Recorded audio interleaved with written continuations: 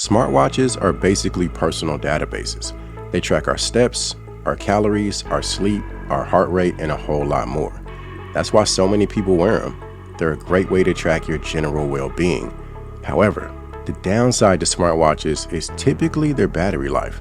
A device made to sit on your wrist can only be so big, which means small batteries and, for the most part, daily charging. Today, we're taking a look at a smartwatch that's here to change the narrative. This is the OnePlus Watch 3. It's a $329 smartwatch designed to go the extra mile. I've been using this watch over the past week, and the biggest highlight is that I've only reached for the charger once. That's something I could never say for my Galaxy Watch 7. In this video, we're going to talk more about that amazing battery life as well as the magic behind it. We'll also touch on some of the other pros as well as a few of the cons, and hopefully in the process, I'll help you decide if this is a watch you might want to check out. So, taking a closer look at the OnePlus Watch 3, it's got some notable upgrades over the OnePlus Watch 2, one of which is a larger and brighter display. It's a new 1.5-inch LTPO display, and that additional real estate is thanks to a narrow bezel design. As far as peak brightness, it maxes out at 2200 nits, which is a solid step up from the 600 nits of the OnePlus Watch 2. Whether you're indoors or outdoors, a comfortable viewing experience should be no problem. There's also 2D sapphire crystal covering the display, which offers some peace of mind as far as durability. Pair that with the stainless steel watch case and a slight bit of titanium surrounding the bezel, and you've got some pretty solid impact protection. Beyond that, the biggest highlight as far as the design has to be the new rotating crown. The OnePlus Watch 2 also has a rotating crown, but it doesn't do anything. It's just a button. This time, the crown allows you to easily navigate the watch in addition to your usual swipe and touch gestures. The crown itself is redesigned with a tapered shape and a pyramid pattern texture for more accurate control.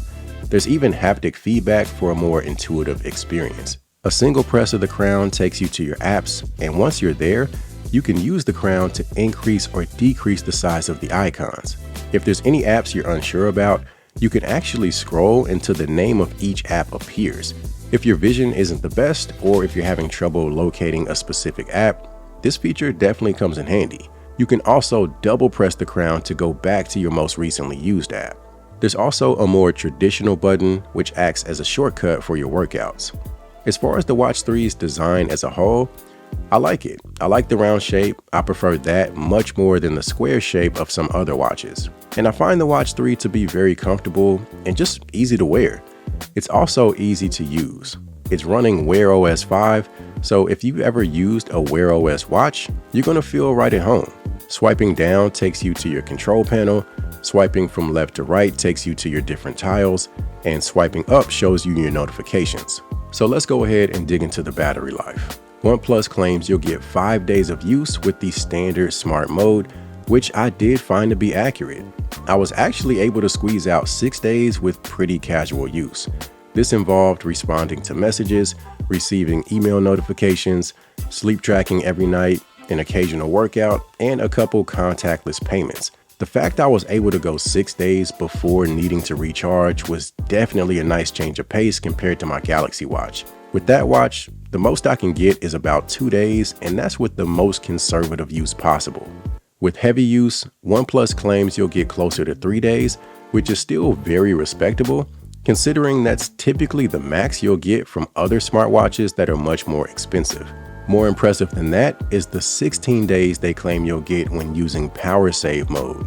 A big part of the battery performance is a result of the dual chip architecture they've carried over from the OnePlus Watch 2.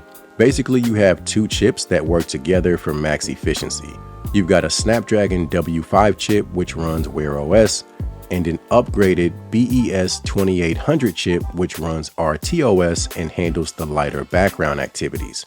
The other key contributor to the Watch 3's battery life is the silicon nanostack battery, the same technology used in the OnePlus 13. Basically what this means is the energy density is significantly improved with 631 milliamp hours compared to 500 milliamp hours on the OnePlus Watch 2. And then there's the charging speed. The Watch 3 features VOOC fast charging, which can get you a full day's use in just 10 minutes. I was able to go from 10% to 100% in roughly 40 minutes. So even when you have to pull out the charger, it's not for long. Now, in addition to design and battery upgrades, the Watch 3 has a couple new sensors to improve accuracy on the health side of things. There's now a wrist temperature sensor, a new heart rate sensor, and pulse oximeter sensor. OnePlus also plans to introduce a new 60-second health check feature as of March 2025. The idea is for this feature to evaluate 6 different health indicators in just 60 seconds.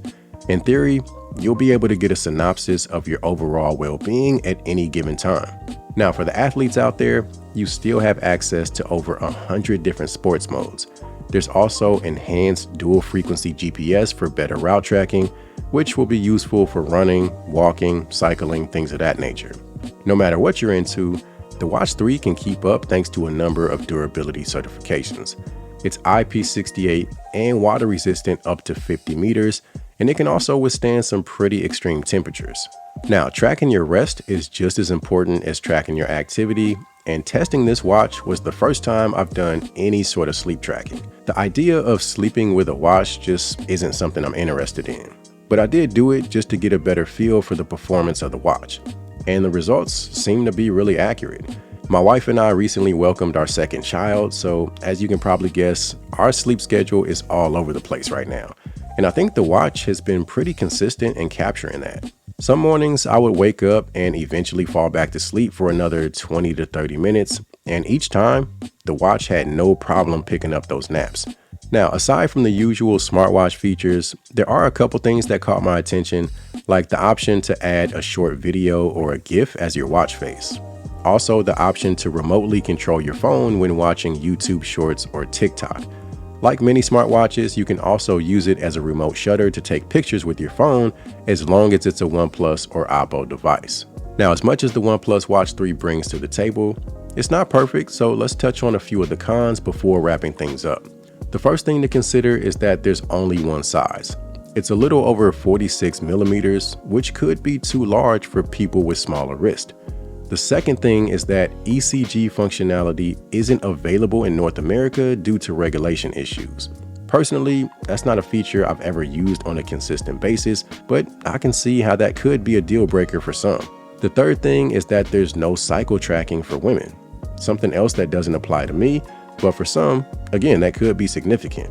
The fourth thing is that there's no iOS support. This one's kind of a no-brainer, but just to avoid any confusion, if you're an iOS user, this device isn't for you. And the fifth one is that there's no LTE option, only Bluetooth/Wi-Fi. Just like all OnePlus devices, the Watch 3 is an excellent value. It covers the basics extremely well, and the fact that you can get away with charging it 1 to 2 times a week, that's a level of convenience anybody can appreciate. If you're an Android user whose use of a smartwatch is pretty casual, I would look no further than the Watch 3. If you're a high-level competitive athlete that's into extreme sports, you probably want to do a deeper dive on the accuracy and usability of the watch, but for everyone else, I see no reason to hesitate. If you're interested, the link will be in the description. Aside from that, I appreciate you guys for watching. If you found the video to be helpful, do me a favor, give it a thumbs up. Also, consider subscribing, and as always, I'll see you in the next one.